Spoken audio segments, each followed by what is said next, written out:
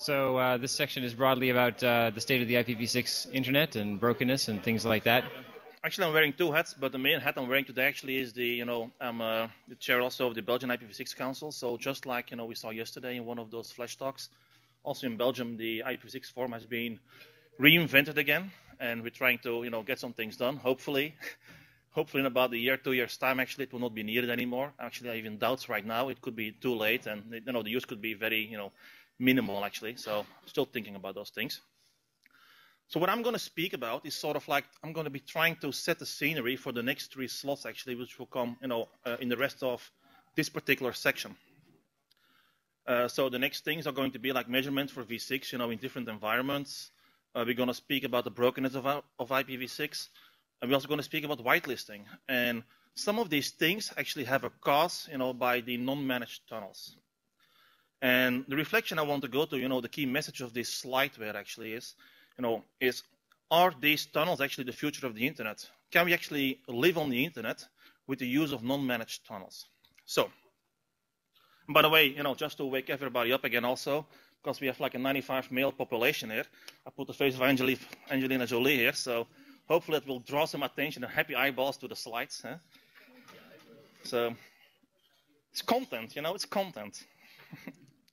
So, now some of these things also tend to be a little bit controversial. So what I've done, I've created this particular slide here, which will help people to jump up and down on their seats when they see a red thing. So I have like things which are like highly controversial, medium controversial, whatever that means, and not really controversial. So I have very little green points here. So I hope I will really satisfy your 15 minutes actually. So how this thing is carved up. So first, before I start speaking about some of the artifacts of non-managed tunnels, I would like to give you an understanding of what is a managed tunnel. And once you understand that, it's much easier to actually explain what is a managed tunnel than everything else I consider actually as a non-managed tunnel. Next thing is also, so some people actually are happy with what these non-managed tunnels things do. So I'm going to give you some reflections from different angles, coming from the user case, the enterprise case, and from the service provider case. Then a little bit of philosophy. This is probably one of my red things. Like what is the goal of the internet and how do these non-managed tunnels fit into it? Followed by some of these negative properties of non-managed tunnels. And what you will see also is I will try to give sometimes, and actually I will try to give a balanced overview, which actually means I will tell some good things about non-managed tunnels, and I have the unfortunate luck, Lorenzo sitting very close, so he actually might strike out. And I will tell some negative things about non-managed tunnels. And then we're going to conclude, and basically, I'll let you actually draw the conclusion of, of some of the content I've been telling you about. So basically, what is a managed tunnel? Now, a managed tunnel actually is what I consider a thing for which you can contact somebody. Somebody has set it up for you. You have like an agreed SLA level agreements. It works perfectly. And the way actually it works is just as your current IPv4 native connectivity works. It should actually even be working, as good almost as your native IPv6 connectivity if you would have it. Now, of course, if you would have native IPv6, you probably wouldn't need these kind of tunnels. It also means, that you actually have like, a reliable set of security, performance, and integrity parameters attached to the tunnel itself. And also the administration realm actually is, is something you can actually contact. Somebody you trust, somebody, you pay for delivering this particular kind of service. And so basically what I'm trying to say is like anything which doesn't fall into these categories, I actually, account as a non-managed tunnel. So, some tunnel experiences. So when I speak, to people, and I tell them like, yeah, 6 to 4 is maybe not the best thing to do. Now, often the answer I get back is like, yeah, but it works really, really well for me. I have no problems. It's my only way to go to the internet. That's maybe true. If you're like, 10 or 20 or 100 users or so, technologists. But imagine if you have like 1 million of them, it could be a potential issue there. Other comments I hear is like, oh, I didn't know I was using IPv6. That's funny.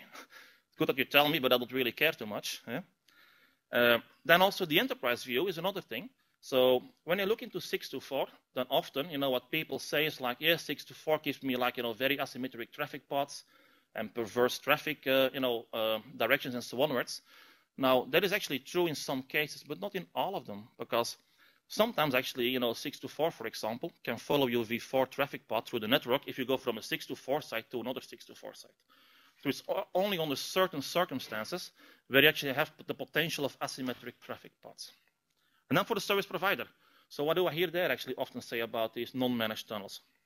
So some of the good service providers, they actually care about their customers, and what they do is they want to give the internet experience, the best possible angle. So what they actually do is they actually provide like 624 relays in the network, and they either make it available for everybody over the whole world, or they just will restrict it to their own customer base. Now, one of these elements there, of course, is that will cost money, and the question is, how much money is the service provider willing to invest to help other customers, non-customers, basically. So that's always a question, they're thinking about. And then the other thing about these non-managed tunnels, what I hear from content service providers is like, yeah, whatever, but what I do see on the internet is like, with these tunnels, I see like, a measurable difference in my, round trip time and in the quality I get from these guys. And as a result, I cannot really enable all my v6 content right now just yet. And as a result, they will have to use into different different techniques in enabling v6 for the community, actually, in a different kind of a way. But more on that later onwards. So the way I see actually, how these things fall into the internet actually as such. So the internet, when it is growing, it should actually be a platform, which can grow beyond what it is right now. It should be a services platform. It should be a services platform actually, and it should be providing a simple control plane for end-to-end connectivity. And the idea should also be that all men and all machines should be able to connect to the internet. Now, the question is here, do non-managed tunnels actually follow this fundamental? That's a big question, and especially going on further. The one which is probably going to break it most is, the v6 internet connectivity should be as good or better as the perceived quality of the v4 internet. And right now, that is not the case. And I believe we will see some measurements later onwards that actually is not the case. So now, going further on the question why people actually initially invented non-managed tunnels. And the main thing is actually, in the beginning, it was for early adopters. Everybody is connecting to IPv4. Some people actually wanted to have IPv6 connectivity, and then these tunnels did perfectly. At the same time, it also provided, for example, a decoupling between the infrastructure readiness for IPv6 and the application readiness of IPv6. So by using these tunnels, the applications could potentially experience some v6 connectivity there. And then, of course, you also have like, if you implement IPv6 in an infrastructure, if you want to do it in controlled steps, then these tunnels actually might help also a little bit there. Now, going further to the properties. So one of the first things, what we often see with non-managed tunnels, they tend to use well-known IP addresses. Now, an artifact of that is that it creates actually lots of potential for asymmetric tunnels. And now the same thing actually could potentially be happening with IPv4. But with IPv6, with non-managed tunnels, the probability for that is actually much higher. And so I put like a little drawing in there, for example, you see on the bottom. So, the laptop with the two routers, it probably will select, for the well-known tunnel relay or something, the first router on the top there. And then the other one will take the router, on the other side of the slide here. Another thing is performance. So there is like a serious decoupling of what the guy using the tunnel actually expects from the tunnel and the guy delivering the elements to create a tunnel. There is no direct correlation between them. And one of the questions you can actually ask yourself is like, do you actually want to provide a managed service of the internet over an unmanaged infrastructure element? So that's a question you have to think about. So another element is also like, if the tunnel is not working perfectly correct, then how does the end user actually, how can he complain to the guy providing the relay router, for example, that it's not working correctly? How does the guy actually even know who's the relay router or who owns that particular relay router? I've just been flagged. I have 1 more minute, so Okay. So just 2 more slides, and this is the red one actually. So one of the things also is the realm of control. So what is very important here is that a non-managed tunnel actually goes from the artifact that you actually use third-party involvement to actually create, your IPv6 connectivity. And the same thing actually is also happening, in the v4 world, of course, if you send a packet from one end to the other end of the internet. But that is just forwarding traffic. In this case, you actually use third-party middleware, which is a complete different equation, and a whole new set of parameters and variables which actually are in, you have to take into account. That results actually, in things like, suboptimal flows if your middleware is not working perfectly correct, which will increase your round-trip time and packet loss. If you have a low performance like relay router, the whole thing could be screwed up actually, because you experience suddenly, with each tunnel, a worse experience, much worse experience than you actually are seeing with IPv4. And then the other question is like, who is going to be responsible for this degraded, service you actually are getting of the internet? Then a few words about security. So as we have seen also earlier, doing things in tunnels creates problems. So it creates issues with firewalls. It creates issues for deep packet inspection. There is like a particular draft also, like, these tunnel security concerns. And they're valid for both managed and non-managed tunnels. But the importance of these security elements actually is actually higher for non-managed tunnels, because you don't have control of all the different elements playing and generating these tunnels actually as such. And then, of course, 624 is a special case, and it also has its own security considerations sections actually in there. So now going to the conclusion. So what I've seen actually is that, early adopters, they've been working very fine with non-managed tunnels, in the beginning. Like if you speak to Tony Haynes, it's like super happy with the 624 connection. But imagine if there would be like, 1 million Tony Haynes. It's going to be a small issue, because then both for IETF and for many other things. So, and also for the internet in that case, because they will all go to the relays, and the relays will crash and burn, and which may be a good thing for Cisco, because you will buy more of these if you want to invest. But that's maybe not a good way to build up the internet infrastructure. And so if you go for mainstream usage, then the things what I can see actually as a result of these non-managed ability of these tunnels is like black holing, perverse traffic paths. Nobody really wants to invest in relays. Hard to manage. Difficult security model. And the consequence, what I see out of this directly, is that content providers cannot just switch on IPv6 right now, just yet for everybody. We just saw that earlier with the previous talk. Google also is, having some issues there with switching it on for everybody. And at the same time, one of the consequences also is that we are now starting to discuss all these things, all the complexity with whitelisting, good citizens in the internet who actually have proper IPv6 connectivity. So if it would be up to me, I would just, deprecate all these non-managed tunnel things going forward. But that's maybe too much of a high ambition, but, we can only try. So that's what actually...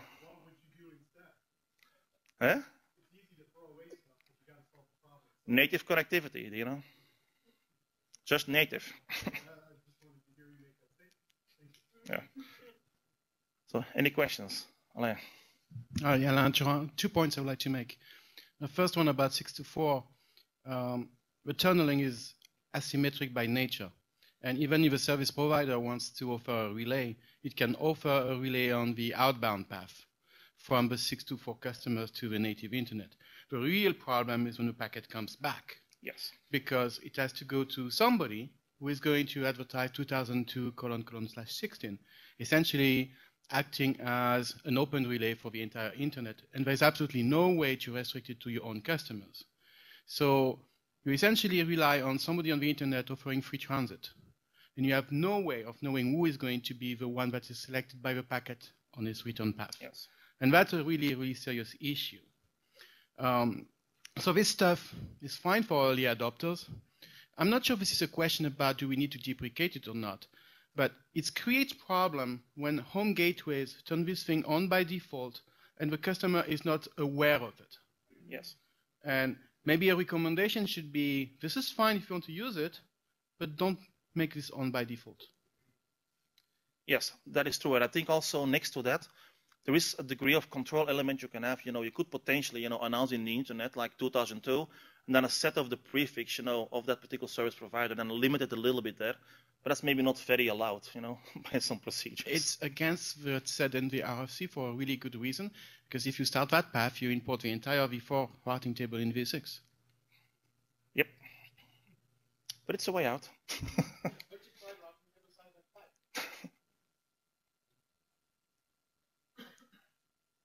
There are possible things content providers can do too. For instance, we've for a long time investigated trying to encap 6-to-4 responses directly to users, but that's sort of fraught with peril too. But it's not totally uncontrolled on the return path. But yes, it's quite problematic. That's it. On time.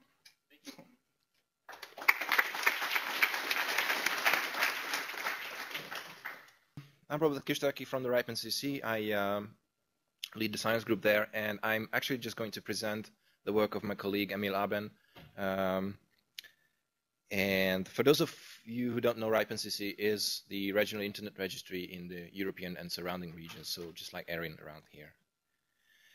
First of all, we would like to have more insight into the v6 deployment and how many clients are there really using v6. And basically, most of you are interested in how this goes, but especially that's true for our IR, because we are the numbers business, so it's really important for us. It is also true that we have heard a couple of different numbers about how much v6 is deployed really out there. For example, if we look at our statistics, roughly 25% of our members have actually v6 allocations. But if you look at the routing table, you see that roughly 6.1% or so of the AS has actually announced any kind of v6 prefix. We also hear different numbers between, well, today, between 0.25% and 2% of web clients actually connecting over v6 to different services. So that made us wonder, so where is the difference between the 25% and the 6% and the 2% or 1% or whatever that number is today? We kind of devised a method to try to make a distinction between the clients themselves and the infrastructure they are using, and we were hoping that that actually will explain some of the details. So how does that work? This is the good old methodology. Everyone knows that the end users connect to some participating website, and they actually fetch some kind of a JavaScript or embedded code there that actually redirects them to some measurement network. In some of the cases, that's actually the participating website itself, but it could be a different network. That's all fine and well. Most of the time what happens is some background image and object fetches on v4, v6, and on dual stack, so that you can actually check which one makes it there and which one doesn't. The added twist that we try to put in here is to measure the provider infrastructure. And one way of doing it is to try to provide the DNS queries that the users themselves are actually making while doing the queries to the measurement network. So what we provide here is we built up a really small DNS server as well behind this measurement, and we force the clients to do special named object fetches, and those names actually include a unique domain name as well for each and every request. Also, as you can see, the URLs also contain some unique ID, so that we can make a difference between the different clients. So we can try different combinations of forcing the user to go through on v4, v6, and dual stack HTTP, and providing different responses on DNS, v4, v6, and dual stack. So if you draw up a matrix of what is possible to do here, you have this matrix of 9 cells.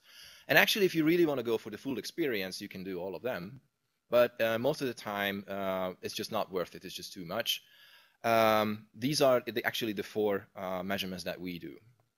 It's easy to understand the v4. That's kind of a baseline measurement. We can assume, at least for the day, that that is actually going to work for all of the clients. So we only take measurements where the v4 actually made it through.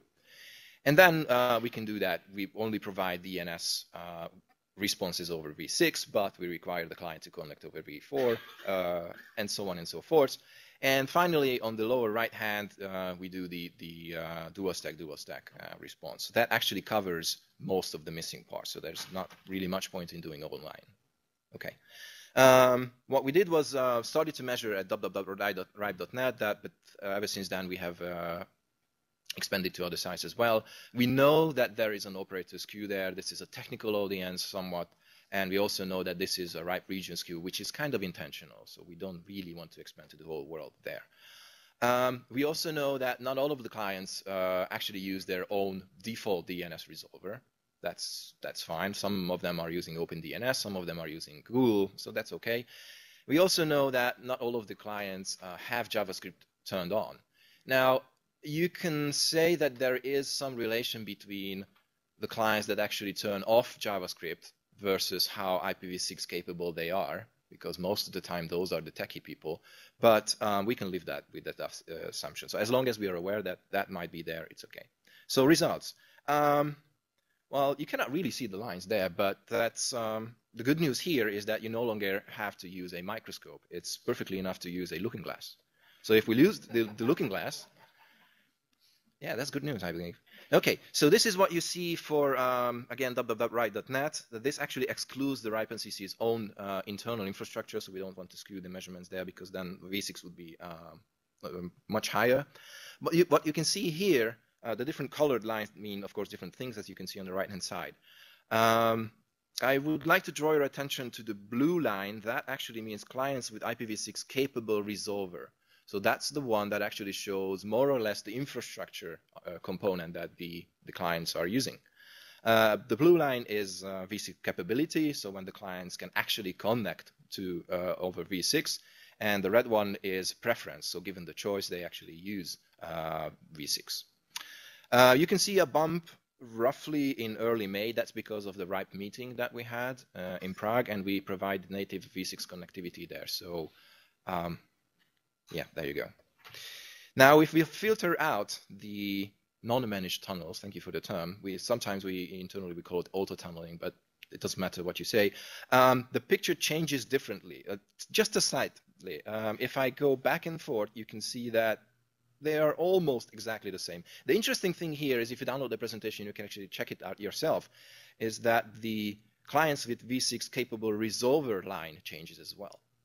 Strange, because that means that the resolver, the DNS resolvers themselves, sometimes, not very often, but very rarely, but that sometimes they do auto-tunneling as well. Strange.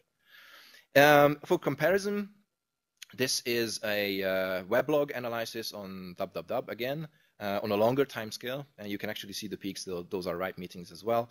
And yeah, one interesting thing to see here, these are roughly the same numbers, but one interesting thing to see here is the change of behavior roughly in March this year. And that is probably because Opera changing behavior. It's 10.5 or so. Ever since then, they don't prefer 6.4 anymore. Okay, different view. It's the weekend effect. You can actually see that on the weekends, the client IPv6 capability goes up. One would think that it goes down because in the office you might have more V6 connectivity, but it turns out that probably due to auto-tunneling at home, more people have the capability to actually use V6. The other numbers don't really change. I'm not really going to go through this, but some people would love this, especially Slovenians and Estonians. They are really, really high above the average in terms of V6 usage. Some pockets of native V6, so we picked some places where we actually see much more native V6 than anywhere else. And of course, Slovenia is on the top. That's good. Yet a different view, and this might be interesting. So we have seen roughly 12,000 AS numbers that actually had resolvers in them, roughly almost 14,000 that had web clients in them. And you can actually see the IPv6 differences that we still have more ASs, relatively more ASs with V6 capable resolvers than clients. And so if I also add the two other numbers, that roughly 1% of the clients actually use V6 and roughly 25% of the ISPs have V6 allocation, that you can actually make this hierarchy. So 25% have V6 allocations, 4.9% have actual V6 resolvers, roughly 4% have web client, web v6 capable web clients, and roughly 1% actually use it. Random facts that we have discovered: Googlebot actually does JavaScript. So that was surprising at the first sight, but then we realized, yeah, actually that makes sense. In some of the measurements, we see that the client AS is not the same as the resolver AS. So we take the IP address of the resolver, we take the IP address of the client, and we compare whether they are in the same AS or not. This is due to Google DNS and OpenDNS most of the time. We tried to draw up interesting RT graphs about this, where we had blobs of ASs and arrows between them if they use another AS for resolving stuff. And it's really, really cool to see that there is a huge crowd, and in the middle there is Google, and the people are just pointing at it, because many of the ASs are actually using Google. And it's also true that in many cases we do see that the client v4 resolver AS is not the same as the v6 resolver AS, which is also kind of, but why? And that is, according to our understanding, that is mostly because of tunnel broker things. So on v6 you end up somewhere completely different than on v4, and that's fine. What's next? We want to keep this running, especially because of the v4 run out, and we really want to see the changes. And that would be really fun. We also, something that's not mentioned here, is we want to introduce more precise timing so that we can actually know if there are delay differences between v4 and v6. But many other people are measuring that already, so it's not really in our focus. And finally, we know that the www.net and connecting with satellite websites are really skewed to the techie crowd. So we really want to measure average users. And we started up a program, especially in Europe, where you can just join in, and you only have to host this tiny bit of JavaScript, and we will give you the site statistics about your v4 and v6. And that's it. I hope I'm in time. Any questions? Questions? Okay, thank you. Thank you.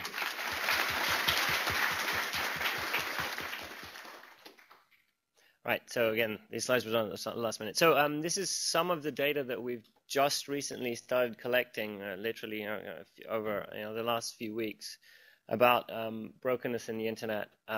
We have had this running for a long time, and there have been several challenges to this, some in the methodology, some in the sheer volume of data that we were able to collect previously. So this is more recent data than we've presented so far. But so first of all, let's start to look at the problem. What is the problem? So the problem is that the way this is all supposed to work was laid down by Itigen in, I think, 1998.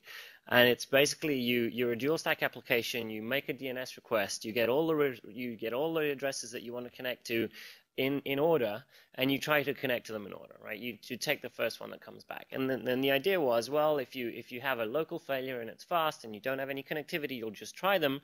It will fail immediately, and you'll just go to the next one that works. And that's that's the way applications are written, because it provides a sort of a seamless upgrade path. When v6 becomes available, you just start to use it.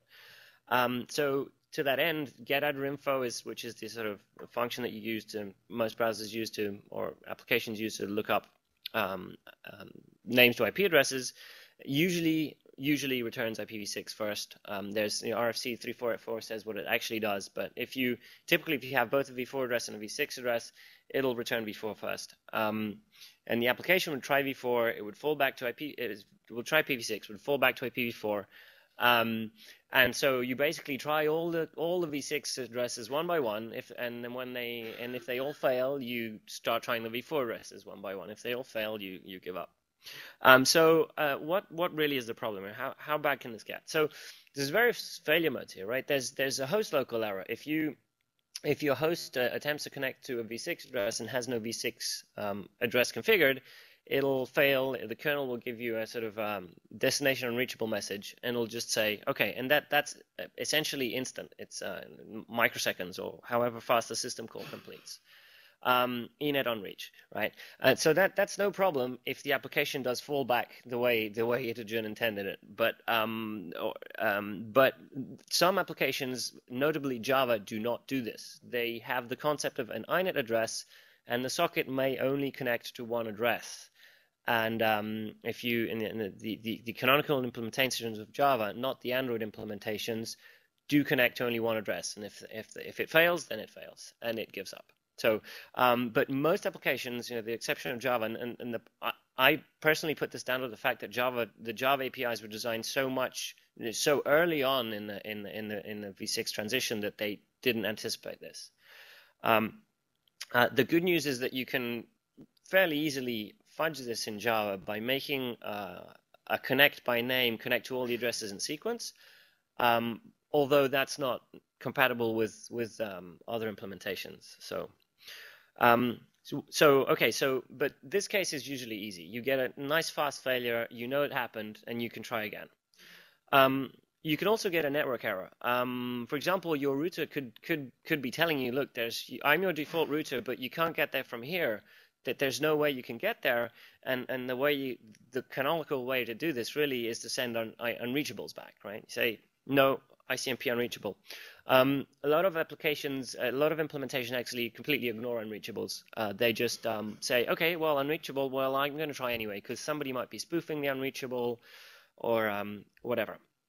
So what we've seen happen in the past with networks that have v6 addresses but no connectivity is that some element inside the network will fake RST packets, and it'll say, no, nothing here. Yeah, actually, I'm closed port. Try the next address.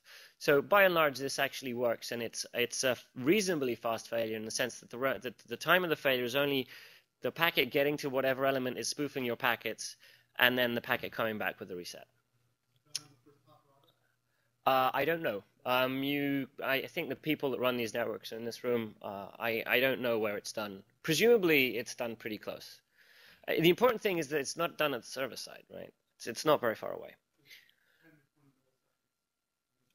I would expect it to be less than that. So it's reasonably fast. Now compared to what we're seeing, compared to the numbers you'll see in the next slides, it's golden.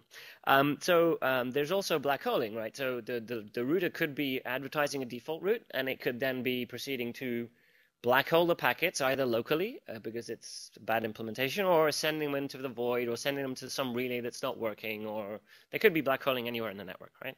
Packet loss in the core, whatever. And then there's MTU holes. Typically misconfigured firewalls dropping ICMP, but Maz has presented a whole slew of cases where this can happen.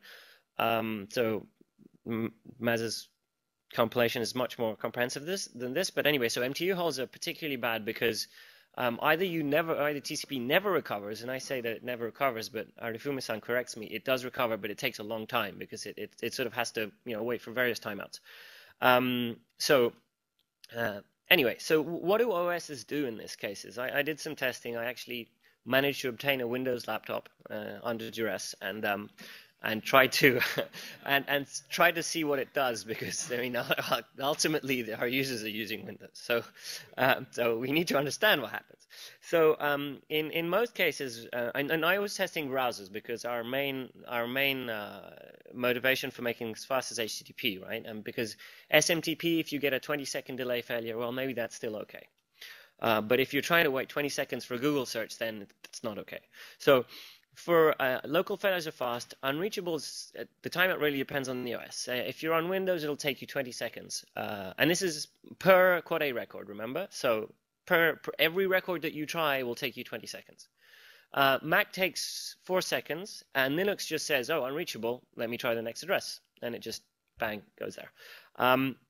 Black holing is similar, except Linux has a 3-minute connection timeout. So I actually saw when I black-holed my router by screwing with my v6 connectivity, I saw my Linux box faithfully trying to connect to www.google.com for 19 minutes before finally connecting over v4, and it just sat there spinning.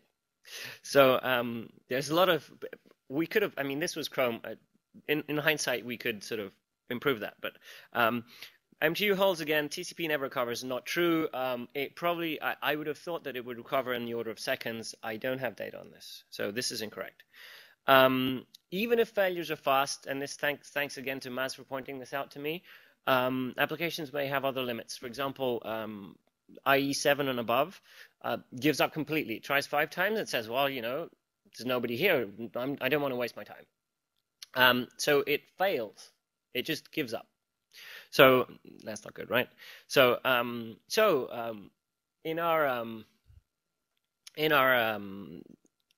current initial and current implementation, www.google.com may have up to 6 Quad A records. And this is for various details of our internal load balancing, and because we wanted to have exactly the same number of Quad A records as we did A records, because we want everything to look the same. Well, it turns out that this is not a good idea if you're considering brokenness.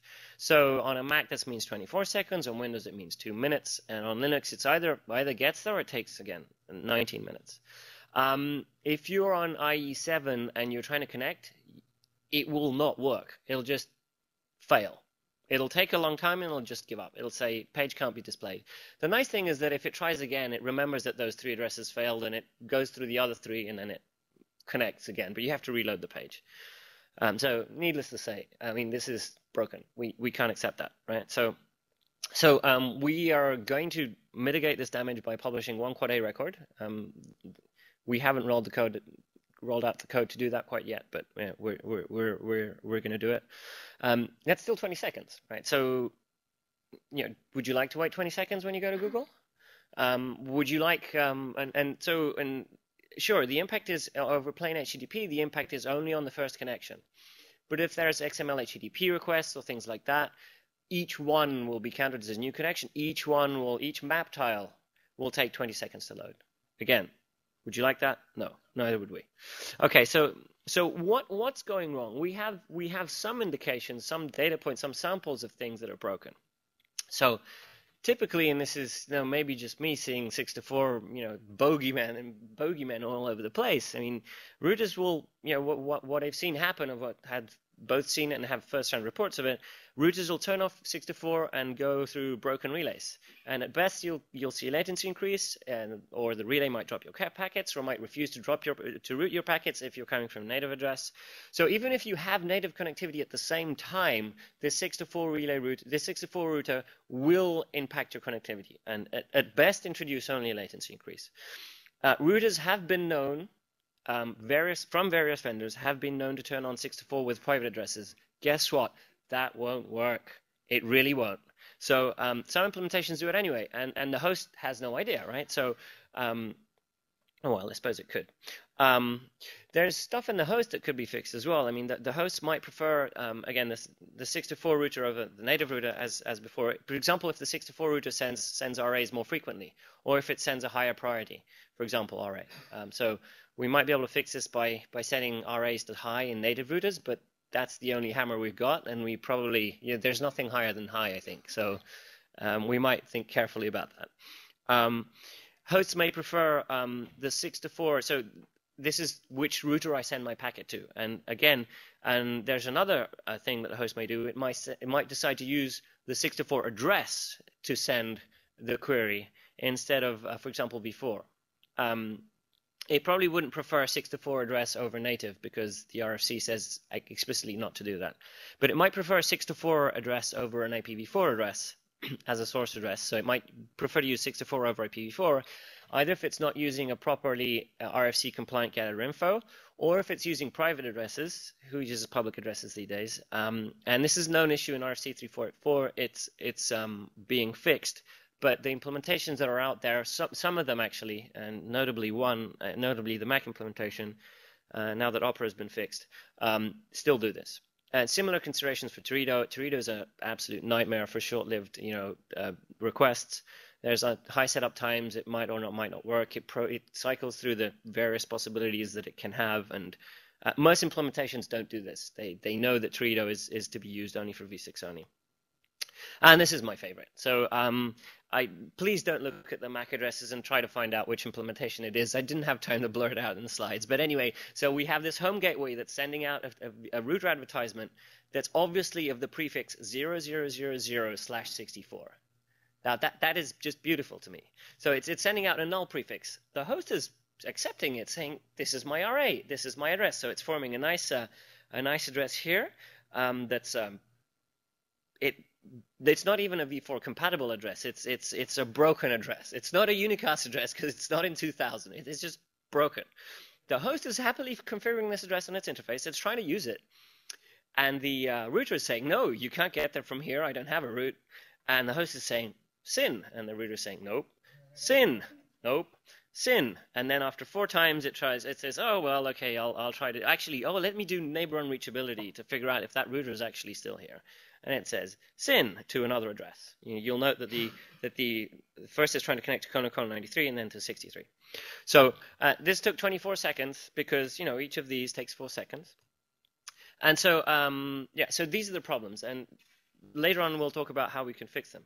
So what do we do to measure them, first of all? We don't know how many there are. Robert talked about how this type of connectivity measurement is done. We've done it before. Others have done it before. We basically ask the browser to connect to v4 and a dual stack website and see what happens. We made a few tweaks with respect to our initial implementation. We used long-lived websites where people stay for longer periods of time, so we can actually check, after 30 seconds or whatever, are you still here? And for example, YouTube or Gmail. We use JavaScript to make multiple measurements in one session, so we can actually group these measurements for a single session, so we know what a user was doing. And that also allows us to do multiple measurements like add MTU checks or checks for hosts with v6 only glue and so on.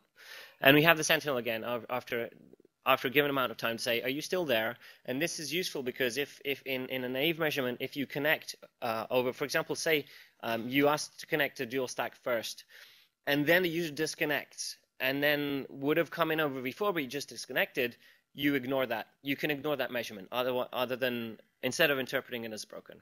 We also use one-time host names because it sort of dynamically generated new host names because you can associate measurements. You can find out if browsers ask for quad A's and A's. Hopefully you can find out if it took them 30 seconds to resolve a quad A if they ask in sequence and so on. And prevents caching. We have about 10 million samples per day at the moment. It all depends on which frequency you want to run this experiment. Only web requests. Our analysis is in the initial phase still. v4 also has non-zero failure rates. We see a request that's scheduled after 30 seconds show up before the request that was scheduled immediately. So I just ran this number. I don't even know exactly which data it's on. This number is, but again, the number is scarily high, right? That's really still not acceptable. It's 1 out of 1,000 users. And this is the whole of the internet, and there's also stuff on v4 that's broken as well. So we need to factor that out. But this is the raw number. What is the effect on network? So there's a large ISP, sample large ISP, 0.064. This is a residential ISP with sort of whatever home gateway they have. 0.064%. That's, if it's 10 million people, that's, 6,000 users. That's kind of not acceptable still. Whitelisted ISP, given our current measurement models, we don't have a really good handle on that. We need to be able to measure on a non-whitelisted website. But in this case, the spread with v4 is less significant than the above. It's much closer to v4. And that's because whitelisting masks the brokenness. So we still have some work to do there. Different OSs have different numbers for the larger ISP above. If you take out Mac, which is a smaller, certainly not the majority of the accesses from this ISP, you see a dramatic drop in the level of brokenness. So maybe this can be addressed in the implementations, and that's why it's probably because Mac prefers 6 to 4. So how do we fix this? You can't fix the home gateway. Well, you could. In theory, you could upgrade it. Users don't upgrade it. They don't know what to do. They don't know it's broken, and the firmware upgrades aren't available anyway. So that's a non-starter, really, from my point of view. You can't wait for them to be fixed because we don't have time. The shelf life of these things is the life of these things is multiple years. So to me, that's a non-starter, and this problem is not going to go away. And so we need to find a fix. One thing we can do is ship all these users new CPs. Yeah, maybe that would work. We'd have to know who they were and so on. Host problems. We can work around in applications. For example, we could put fixes in Chrome, which is open source. You can put fixes in Firefox. Only Microsoft can fix Internet Explorer. Only Apple can fix Safari. So this is a sort of limited scope solution.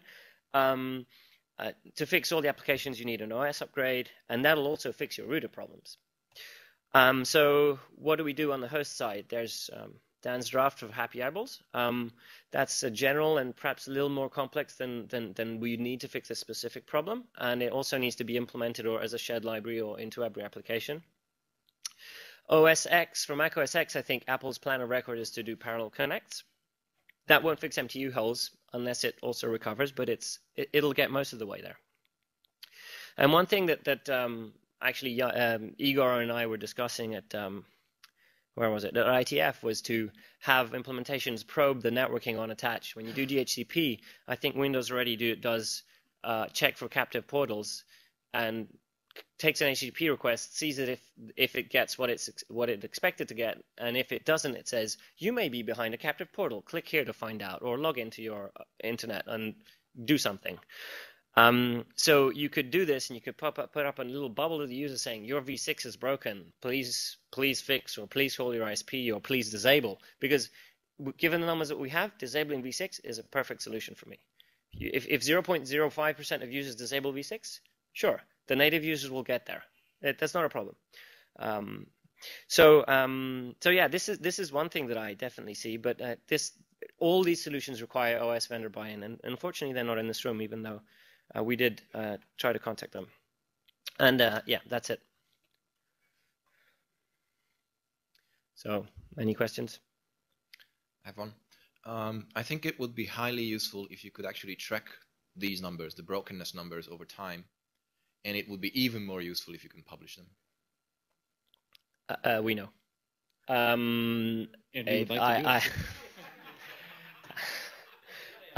know you know. So first things first, we haven't really even got off the ground. These are preliminary numbers.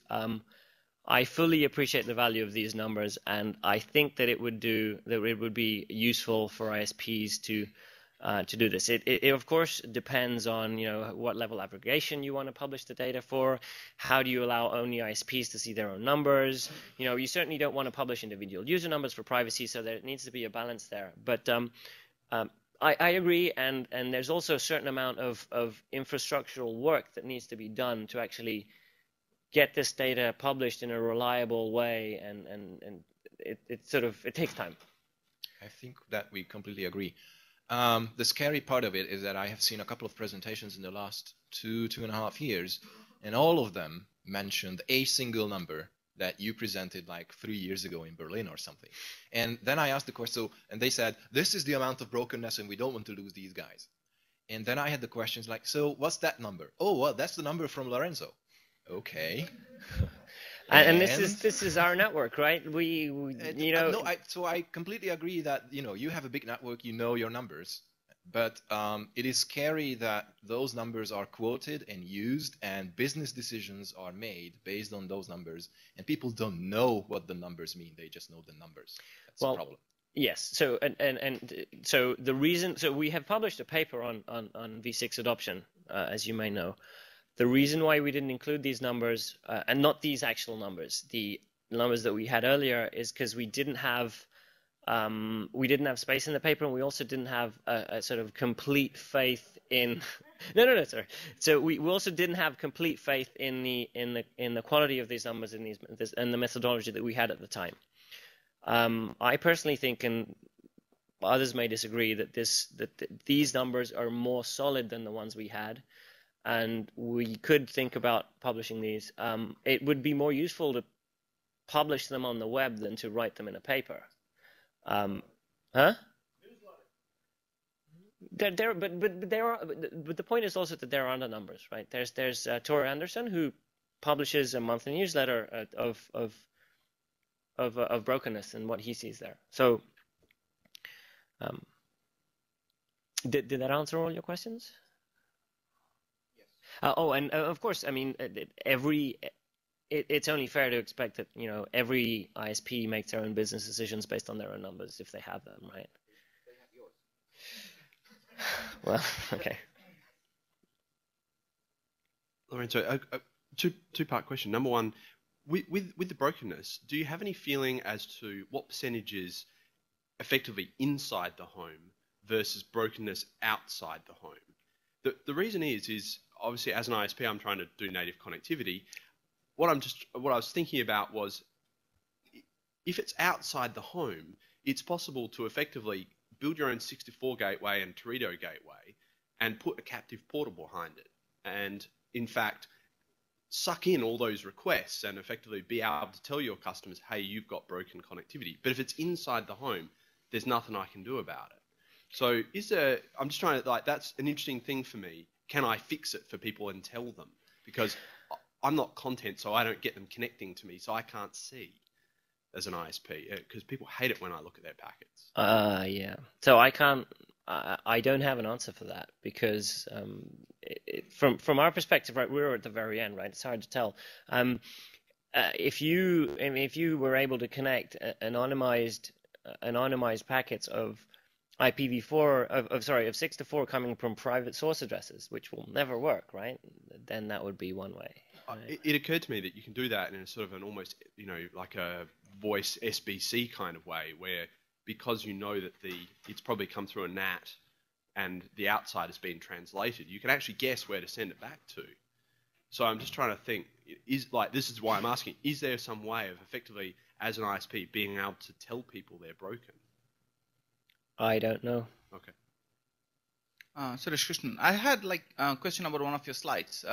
It looked, correct me if I'm wrong, but it looked like you're endorsing the OS 10 solution of actually doing connects parallelly, right? I would have thought you would really hate it as Google, but is that your opinion, or? So to us, I mean,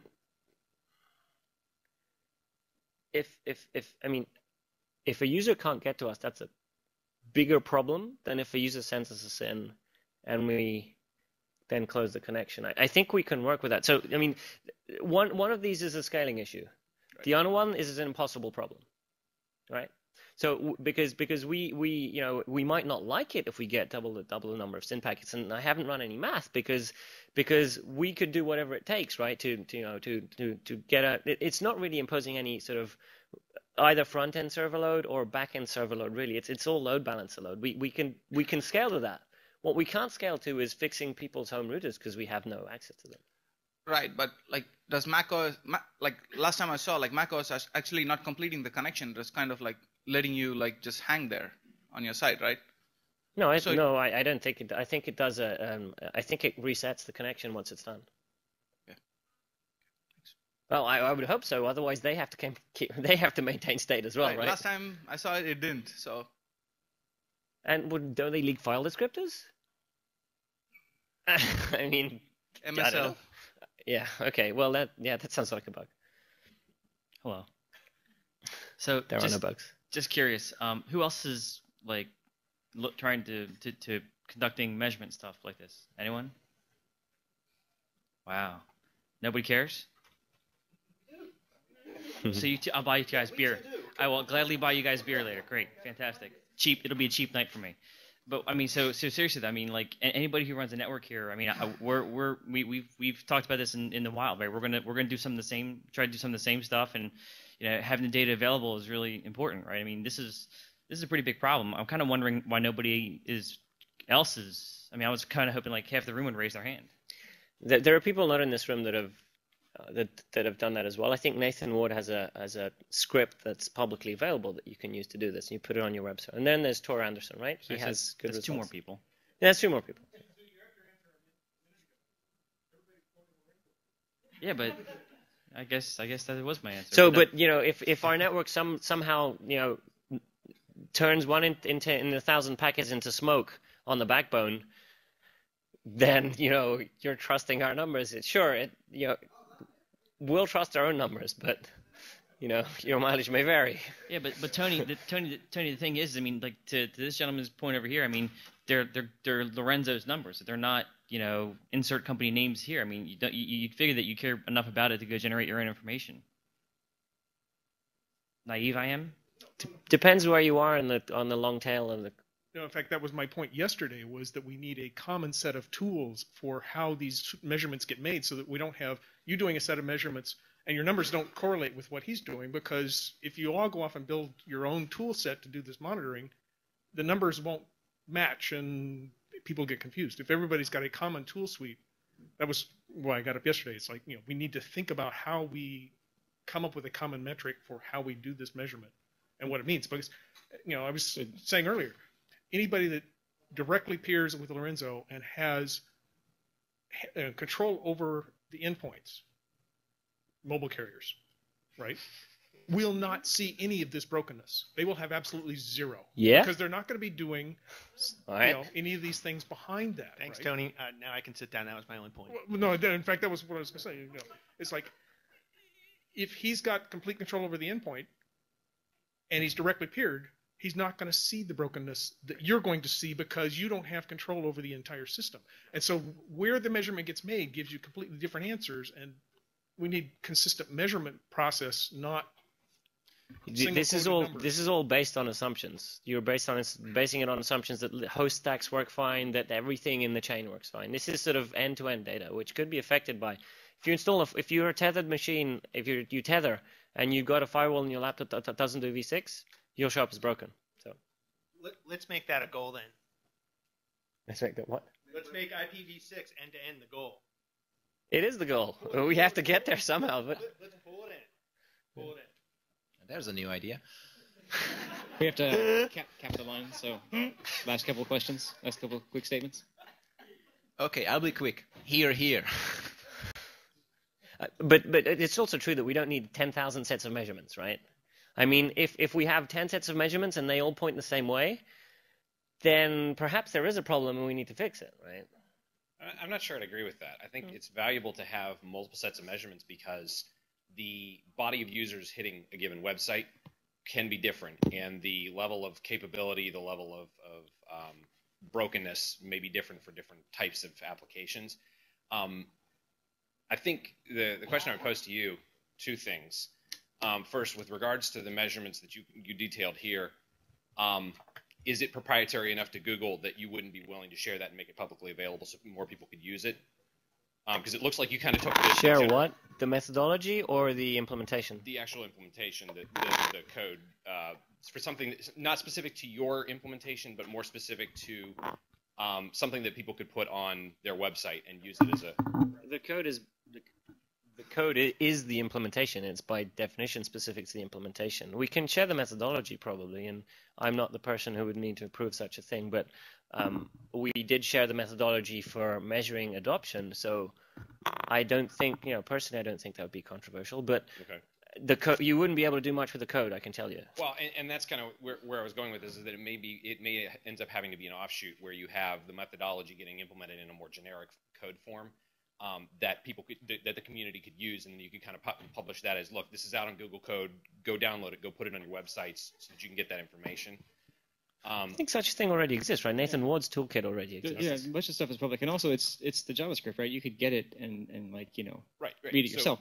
But the problem is that this is a measurement between two endpoints, right? And nothing in the middle can really snoop and know that, oh, this is a measurement and I should be watching it, and that's an example of brokenness. Right? We know that we didn't see this, or we got our results. So it's sort of a web content specific thing at the moment, but it's still something that could be valuable. Sure, it's definitely application specific. We're not measuring what happens with SMTP yet or anything like that. The other thing I was going to bring up was just a curiosity about your methodology. If you're looking at this on a day-by-day slice, you're going to have some n number of users that are going to be broken based on your view. Are you doing anything to try and correlate between one day and another? If we've got the same set of broken users and they're hitting your website the same amount of times, multiple days, you basically have, it sort of skews your percentage, because it's not actually multiple discrete broken users. It's a single discrete broken user that hits the same website every day to check his Gmail, and therefore, the question is then, if there's a user or an IP address, right, that hits you 100 times a day and one that hits you one time a day, which one do you care about the most?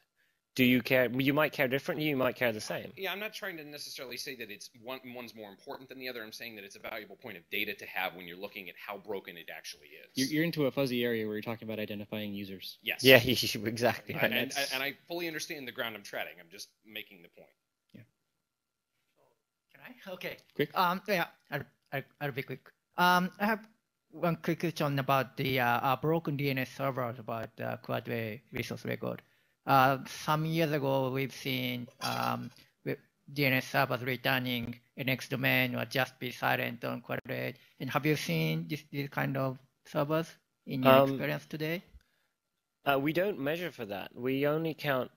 we only looking at people trying to get to us who are asking our DNS servers. I understand that. I've seen it anecdotally. Yes, there are certain domains that do that. I remember implementing in 2000 something the IPv4 only domains preference in Firefox. That I think the trade was mentioned. So and I'm wondering whether there's any evidence about the improvement in this area, but you don't know that.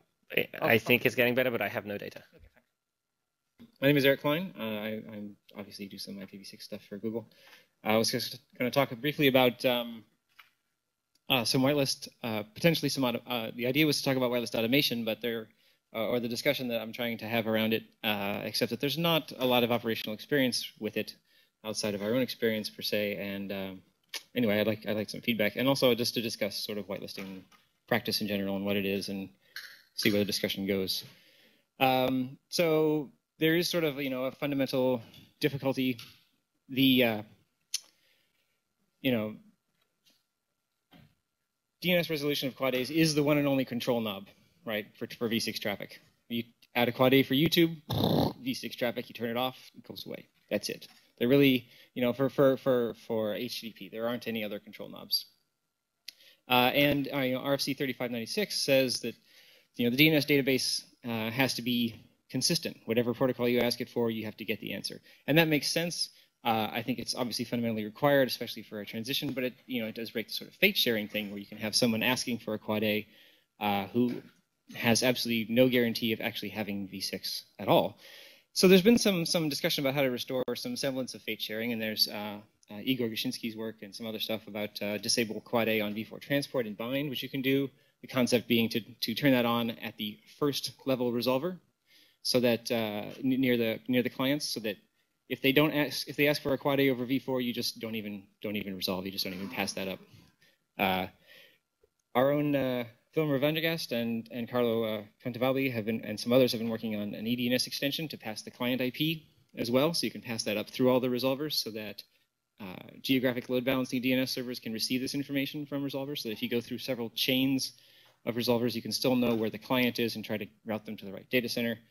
And then there's also this sort of whitelisting concept. So why whitelist when you can still get this other fate sharing signal? Because fate sharing isn't really enough, right? That just sort of proves that you can get a 512 byte packet through, and that's really a low bar for network operations, right? And sadly, it's a bar that some networks don't meet, but it's still not quite good enough, especially, forget about not even reaching the site. What about people who have, seconds, minutes worth of latency? And not all IPv6 connectivity is equal, right?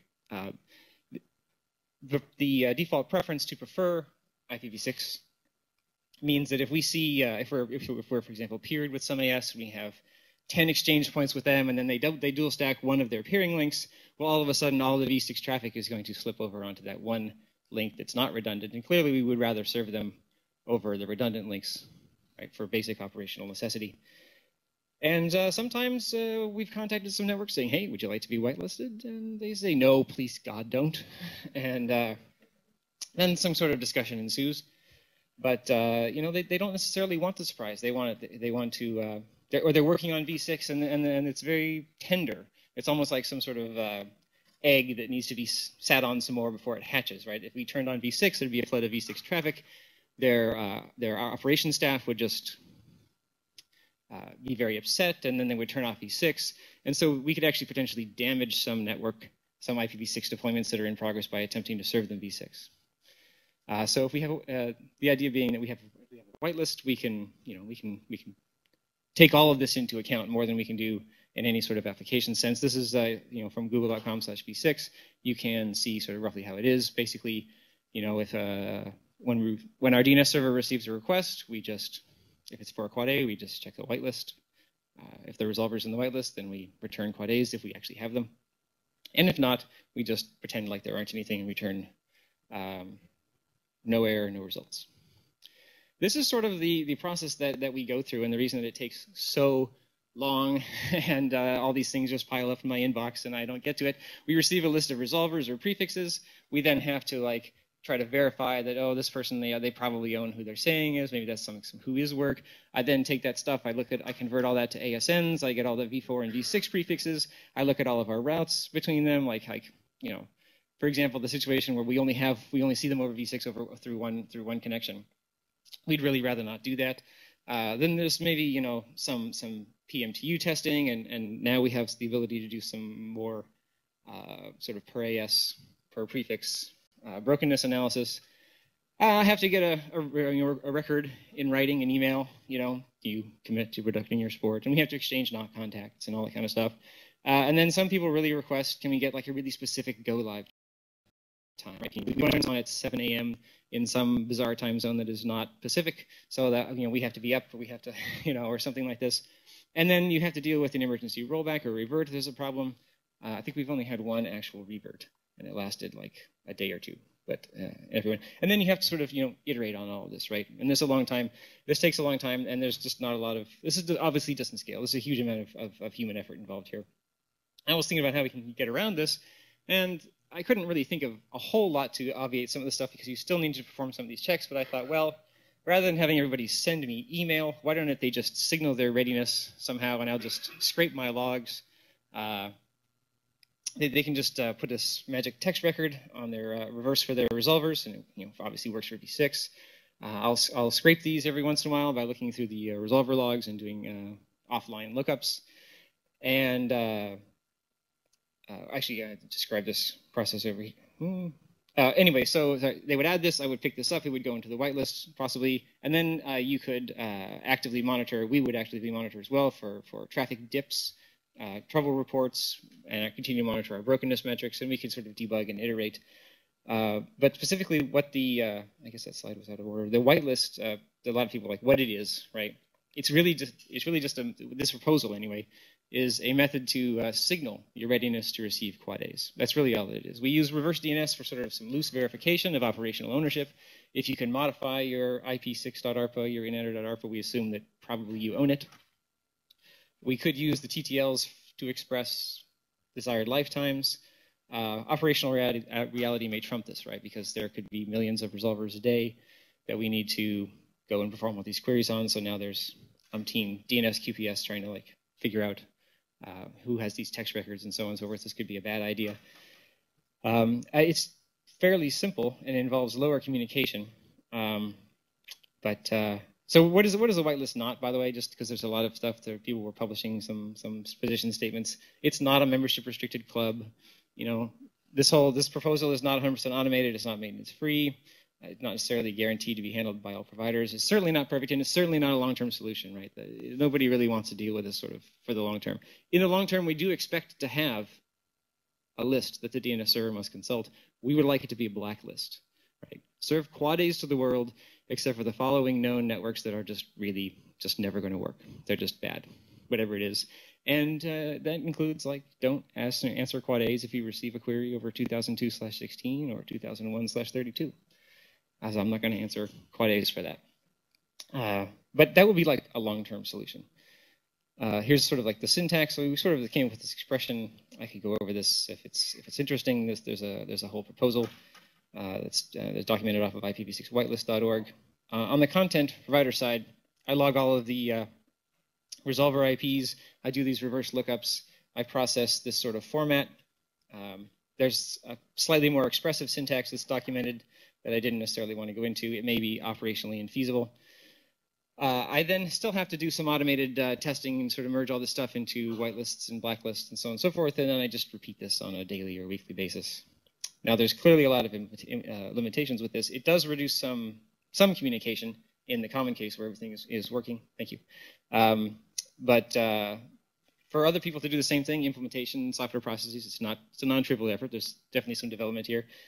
It's possible that timeliness is not necessarily going to be respected. If you tried to use TTLs and you said, I want this only whitelisted for 1 day, that would mean I'd have to sort of expire it in a day and then recrawl it. That might be more than I want to do for crawling hundreds of thousands or millions of resolvers.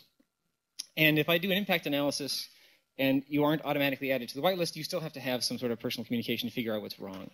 And privacy requirements actually hamper helping, right? If I could say these users, these IP addresses, if I was even allowed to do that analysis, I certainly probably couldn't share that, right? So this is difficult. And there's a sort of a syntax attempt for a pairwise opt-in, opt-out, but that again may not be operationally feasible. That was really, really fast and possibly incoherent.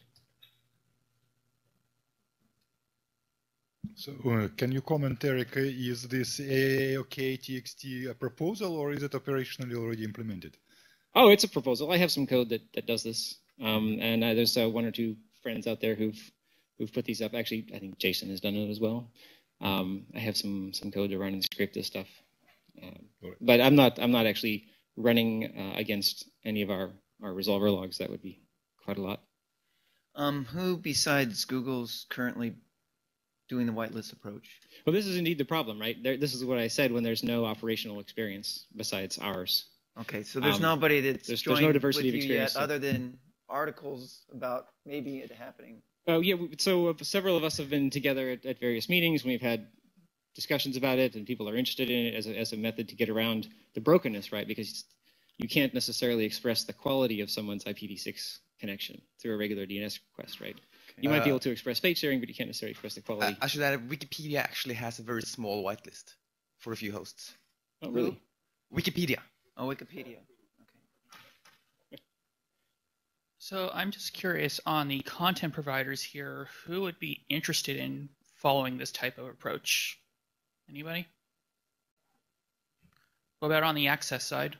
Would you actually put reverse pointers in for this? Well, you don't need to worry, Cameron. Oh, really?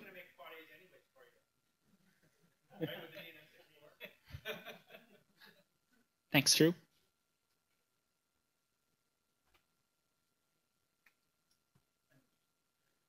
Follow-up question for the room. Would you do this? Nobody raises their hands. Would you not do this? Nobody raises their hands. If you wouldn't do this, if you wouldn't want to do this, what would you do? Do you expect us to expect to be able to email us and have us do it? Do you think that'll scale? Do you have any other suggestions? I think it's clear that this problem is not going to go away, right? And it's also clear that if we want to make progress, we have to find a compromise. So what would you like to do? Let me strengthen that a bit. So I'm the NAT guy, and I wear my flame retardant suit all the time. And I get the prefix delegation. I get the prefix. I get it. I get it. As long as it preserves the end-to-end for IB. Anyway, go ahead. This is we have a choice of the lesser of two evils. Do we want no v6? Do we want everyone to have to beg the content providers that I'm good enough to get a quad A? Really? I've done my homework and we're going to lose a couple users, but I'm trying my best. Or would something like this be okay? There's still going to be a blacklist behind something like this. But this may be, and seems from what I've seen, the best proposal yet. Well, also, to the emotional argument, it's not necessarily about whether or not even an ISP has done their homework, right? We could have fully redundant links. They're monitoring drop queues for various QoS levels for IPv6 and v4, and they're all the same, and so on and so forth. It could just be that they have a bunch of users who have all of these broken gear, right? Absolutely. They have crappy. It's just, and it's nothing they can necessarily do about that unless they want to go and find them and replace them and fix them. So you're kind of held hostage by your customer base. Sure. Cameron Byrne, T-Mobile. So just to answer the question, I think it's easy. I think it's a good idea. I support it. Number two, for folks that don't release quad A's, the DNS 6.4, which we'll talk about in the next presentation, will produce a quad A record for your domain. You probably want to produce the quad A record yourself and host the traffic yourself rather than have the DNS 6.4, NAT 6.4 do it for you. Dave Hankins, ISC. I'm concerned about the whitelist approach, the approach you're talking about, and folks opting in by setting a reverse PTR. That's because, well, we already have a behavior that's default in the clients out there, which is asking for the quad A's to begin with. And that's a problem. Now there's going to be this new behavior. People are going to throw that into their products as something that is done by default. They'll update this new thing in the reverse as part of installing the product. But this is the access network signaling to the content network, we're ready to move forward with you. And so access network products that perform this will say, oh, we're IPv6 ready. We'll set this for you. And you're going to have hands off this. If not in that, then later on where the access networks, it changes over time. Maybe their IPv6 breaks. Maybe that guy quit and nobody knows about it. And that's still in DNS. There's going to be a problem maintaining this. Nothing obviates the impact analysis that you have to do. Nothing I think as a strategy, you're a little better off doing something a little more passive, something a lot more like a stability. What do you call it? We do it for spam. I'm blanking on the word now. Reputation. Yes. An IPv6 stability reputation track. So we could just automatically do it, right? We could look at the resolvers and say, oh yeah, this is pretty clean. We'll just turn it on. Except that we're in the situation where I could be harming someone's IPv6 deployment that may be very fragile at the moment.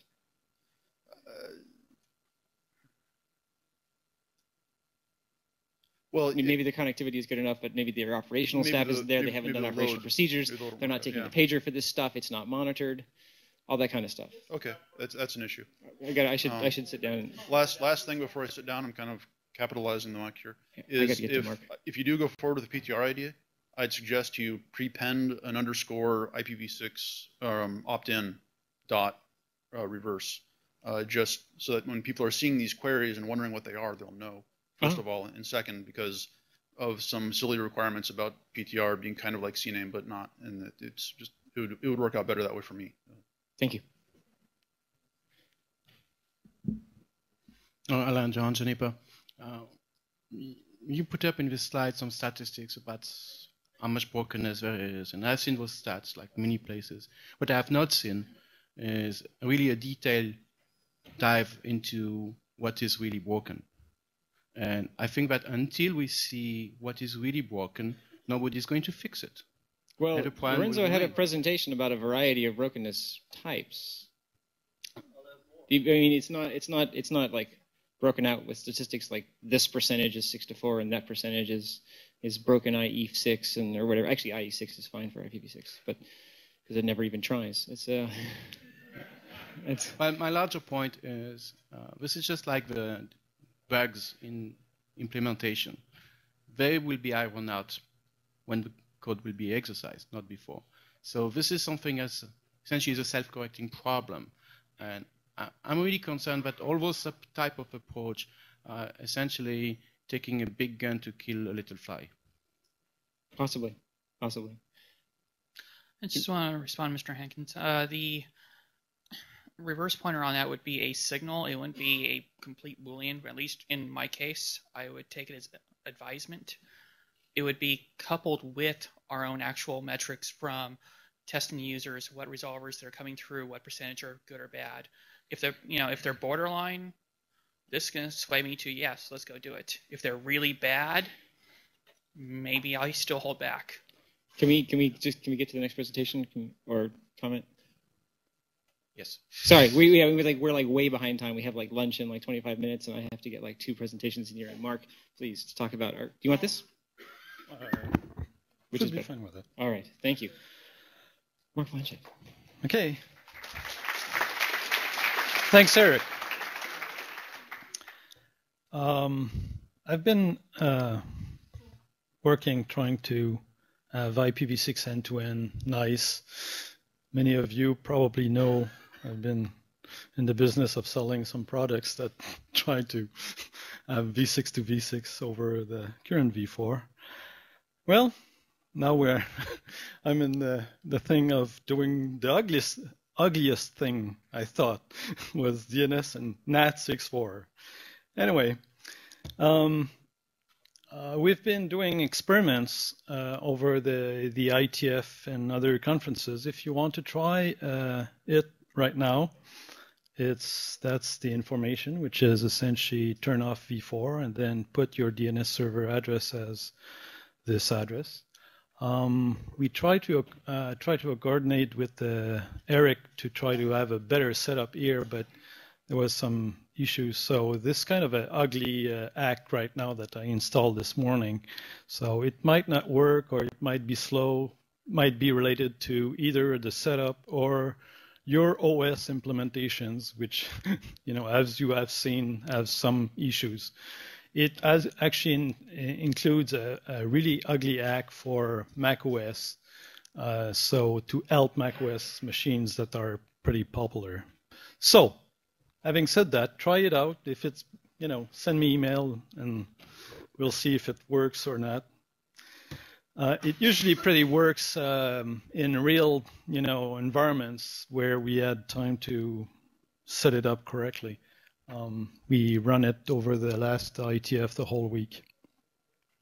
Okay, presentation. Use case, why NAT64, DNS64, basic architecture, the components, implementation, some words about our experiments in real networks, improvements.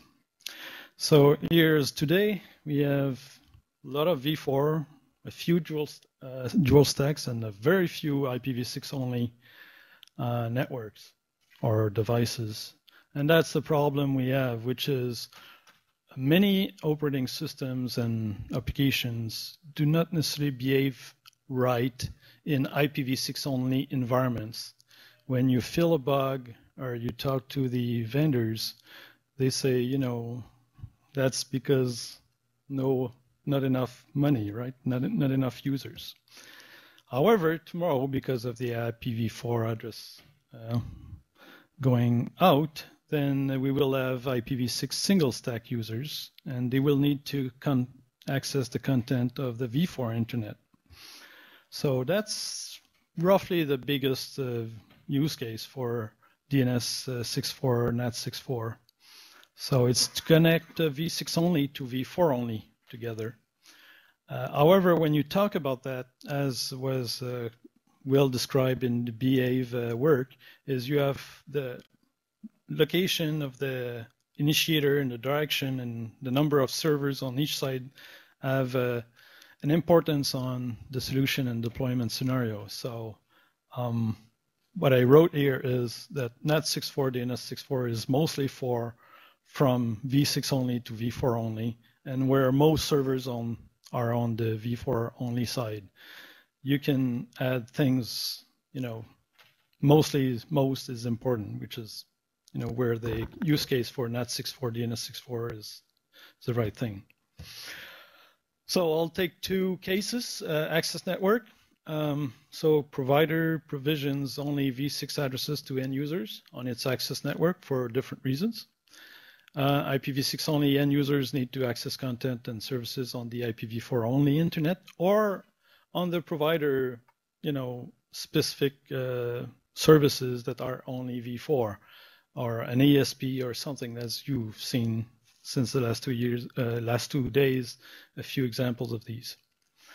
IPv6 only end users are clients for connections. They don't advertise a service. So it's a typical NAT environment. So here's the drawing where the computer is on IPv6 only access network, connect to v6 content, no problem, but cannot access the v4 internet. And obviously the answer is the NAT64 to fill out that problem. Content network use case. We've been talking to a few content providers for using the software we wrote.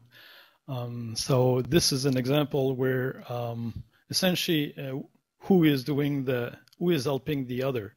On the previous slide or the use case, it's the provider that helps his end users to connect to v4. On the other side is the content provider that has v4 only content because their service is not converted yet to v6, or they will never be converted to v6. So therefore, they want to offer that content to the v6 internet. And so that's the use case. So you see the difference is the NAT64 is then on the other side. So the architecture, there's two components. DNS 6.4 is a DNS server that answers Quad A requests from IPv6 only client. And it does that by synthesizing a Quad A reply using the A answer received from the IPv4 side.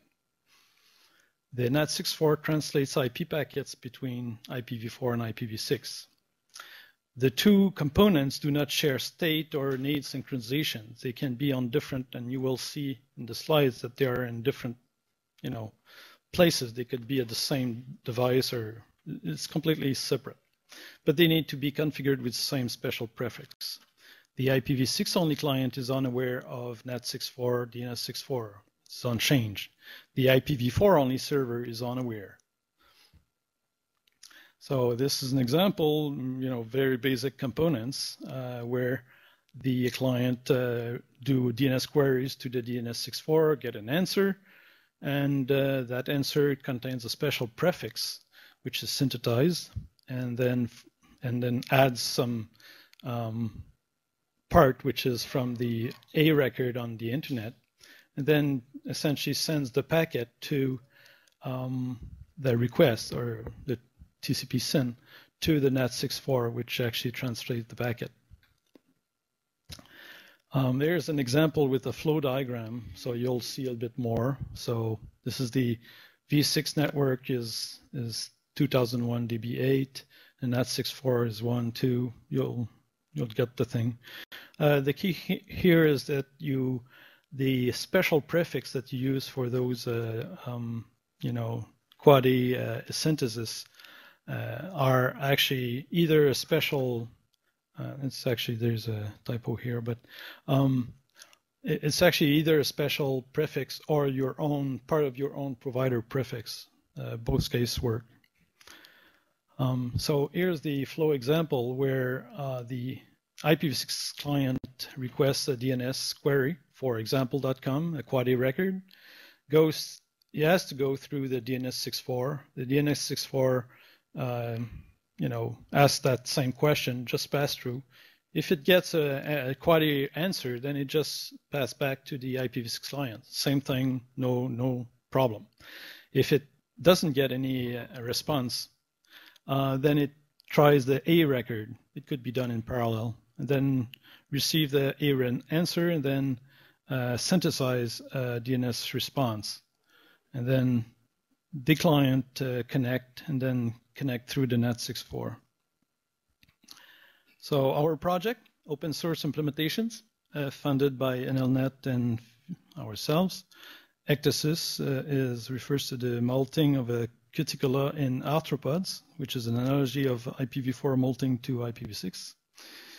So after molting, the arthropod is fresh and ready to grow. We did actually many implementations, DNS 6.4 in Perl, a patch against bind, and a patch against unbound. And NAT 6.4 was done on a user space, Linux module, net filter, and then PF patch. So you have your choices. Pretty simple for unbound, because unbound is modular, so you just write another module, and then you see the configuration you just need to add the special prefix for DNS 6.4. Bind, well, it's a patch, it's not a module, and we added a configuration variable, DNS 6.4, and then the prefix. That's pretty straightforward.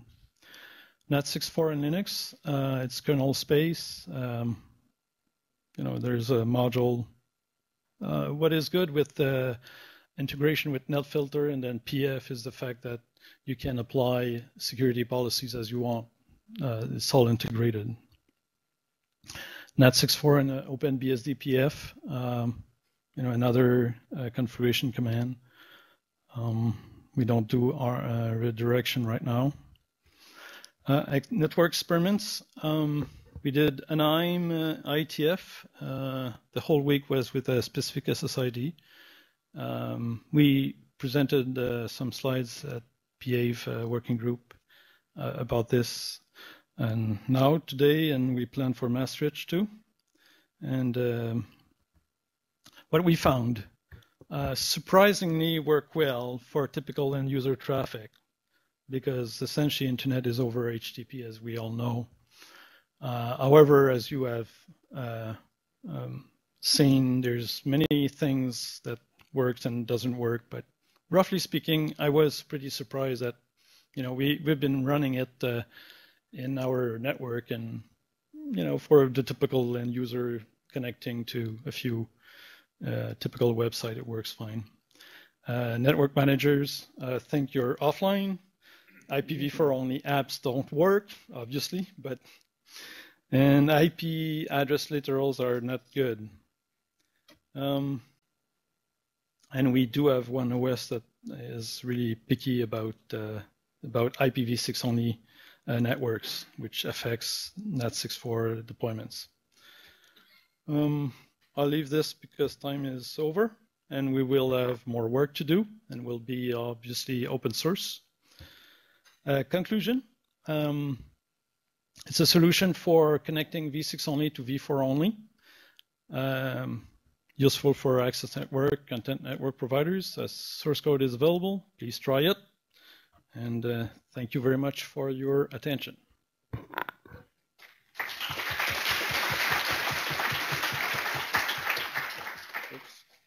You did a great job explaining how DNS 6.4, NAT 6.4 works, but I think it's also important to explain how it doesn't work. It's not needed for the cases where there's IPv6 end-to-end. So if you live in like the mobile provider world like I do, where there's lots and Please do not use it if you don't need it. Exactly. So, please. If you live in a world with a lot of NAT and people throw around the words like CGN a lot, there's no light at the end of the tunnel. In IPv4. It's very scary. It's very daunting. You see your expenses go up and up every year. You see state go up and up. Every year there's new ALG issues. DNS 6.4, NAT 6.4 is beautiful in the sense that it goes away over time. As an architecture, it's very elegant in that it drops out of the network as the IPv6 content comes online. And that's why I really want to see a lot of IPv6 content, so it doesn't have to go through this, even though this works pretty good. Thank you, one of our users. Thank you, Marc. Thank you very much.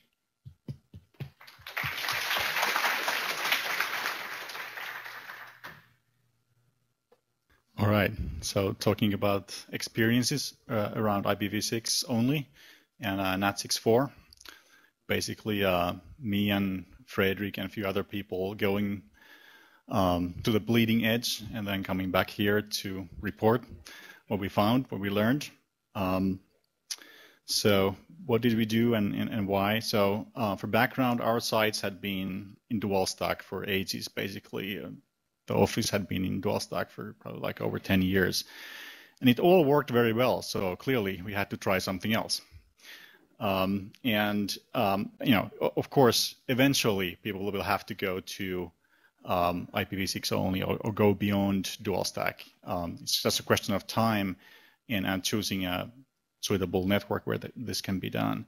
And as you've heard during these two days, there are some of these mobile players that are considering this very seriously. So we wanted to know what does this mean, and we wanted to find out what it means for the end user. Report back to the community on what actually happened. We're also building a NAT 6.4 device of our own at Ericsson, so we wanted to obviously test an early version of that. And a little bit more generally, we wanted to build an understanding of when can we recommend this mode of operation as opposed to regular dual stack. So what did we do? It's a really, I can't boast, hundreds of millions of users. It's just a handful of people really, but it's our research lab and my home. It's a small group of users that will all opt in. There's probably like 10 people who have been in the network, and maybe 5 of them are there in a permanent sense. And we built an alternate network alongside the existing one that has its own wireless, has its NAT 6.4 for access to the IPv4 internet, has routing.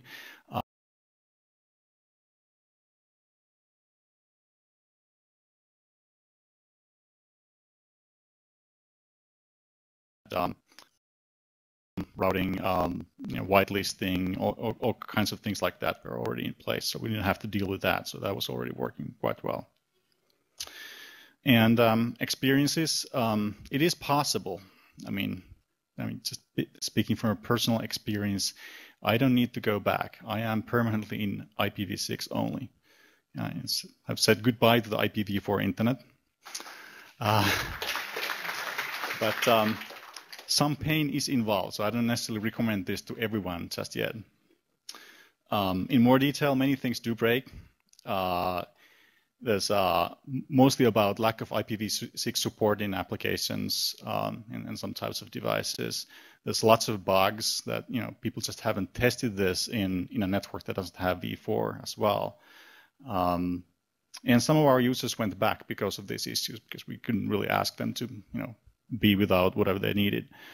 And overall, I felt that the key issue, or the one thing that we need to address, is this IPv6 support rather than some things in the NAT6.4 part, which generally seem to be working relatively okay. So what does actually work and what does break? So many things work well. Obviously, browsing works. Yesterday we talked about IPv4 literals. I've only seen 2 instances of that in my personal browsing in the last 2 months. So it's not a huge issue. Of course, depends on where you go and so forth. Email software updates, many chat systems, streaming, lots of things do work.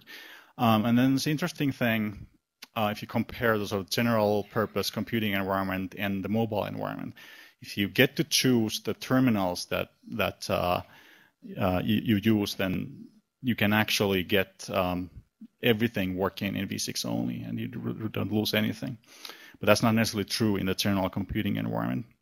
And then there's issues there. There's host operating system issues, the lack of testing. Some applications fail. Many appliances do not support IPv6. There's some issues with firewalls, particularly with fragmentation support on v6. I mean, I actually had to change our NAT6.4 code a little bit due to this. Example issues with operating systems. RA info is not aged or removed as you move from one network to the other without going through the sleep state in Ubuntu, for instance. You have to tell several operating systems that you shall not expect v4. There's like a manual action that is needed. DNS discovery continues to be an issue, and there are several types of manual things you have to do for that. Example issues with applications in our particular user group, the biggest problem was Skype. And I actually sent a message to Jonathan Rosenberg about that, and he said that they do have a plan to fix this, but not a specific timeline when that actually happens. So maybe if all of us call him tonight, he'll change his mind and do it quickly. Some chat accounts fail, MSN, AIM, ICQ, but some other stuff works. Second Life doesn't work, and that's a problem for me because the ISG has decided to have some of its meetings in Second Life. Many games fail in their network or LAN version. Messaging, this is I won't go through the details, but these are the things that we tested. Anything on the web works. Anything over XMPP works. That's great. Some other stuff doesn't work. Then I also enrolled my kids in this exercise and moved their computers to IPv6 only and asked them to test the games that they had on their table. And it's not pretty. It doesn't work.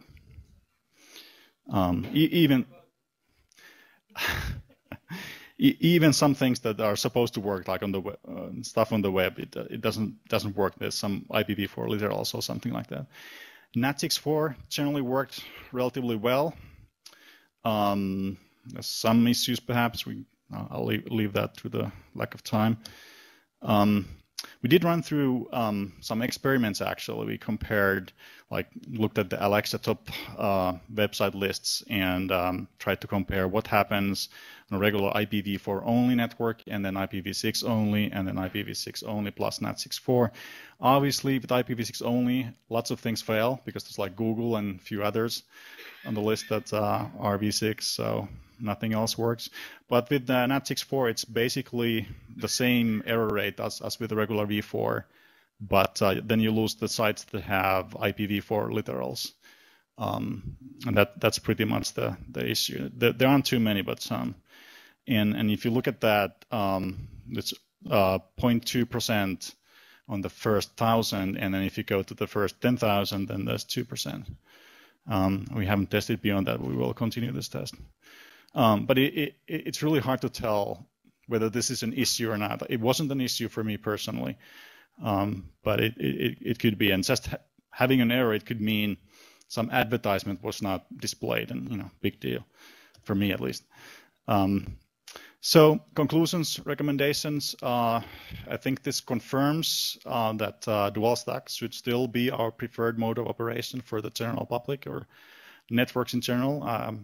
Maybe possible to do IPv6 only in special environments, such as mobile networks, particularly if you have control of the terminals. That's really key. And enthusiast networks and special things like that. And with effort, I mean, this will of course change in time. Maybe in 2 years, this will be possible for everyone. And we actually do have to work. I have a list of things here that we need to do in order to make things better. We have to improve DNS discovery. We're doing some things about that in IETF. Some implementation things also have to be done about it. Have to fix bugs. We have to add IPv6 support to Skype, messaging, gaming. We need to do more measurements that actually do understand what's going on and what breaks. And we actually didn't turn on any ALGs in this particular test or proxies. So there are things you can do manually or operationally to remove some of this breakage that we saw, but we just wanted to be pure in our test here. So that's it. My plan is to report in more detail, write an internet draft about this. So hopefully I'll have even more information to you in the future. Thank you.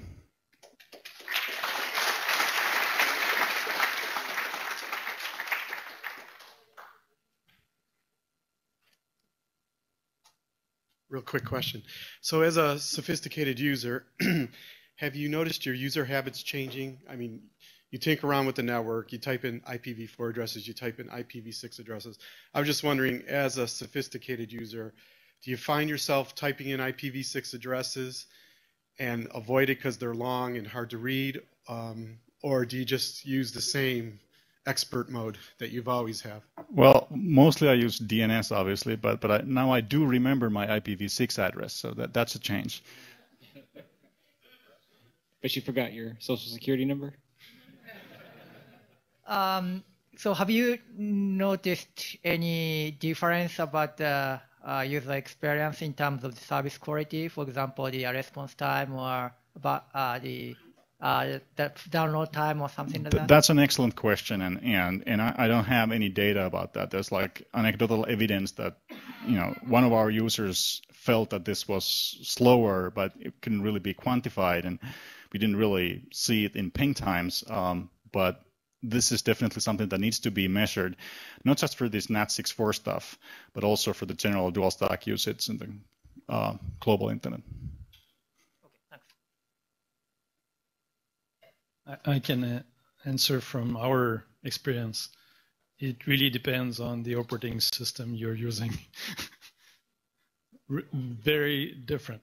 If some operating system, timeouts and problems, but some are better for the same, connecting to the same sites, exactly same sites. I think your list of games might be sort of a tad bit too negative. If you at least you want to go to like older games, if you want to see play Quake, for instance, that's open source. It's been supported for like 10 years. Or if you would like to play Command & Conquer Tiberian Sun, I have a binary patch for that. That's good. We really need to fix the games. My selection of games was, however, very random. It was exactly the games that were on the table, on top of the table at the time that I asked this to be done, and remove the ones that don't do network mode. So, quick response to the Marc's comment. I understand that one the aspect of this experience would depend on the operating system implementation, but I also think that would depend on the reachability or the network status or stability or things like that. So my question is about the overall experience, taking into account all of the. Yeah, and I think we need to separate the error cases where things fail or time out, and then the usual case when it works, but it takes a little bit or a millisecond longer, and that's the one that I really want to measure, but I haven't done it yet. Thank you, Jari. Thank you very much.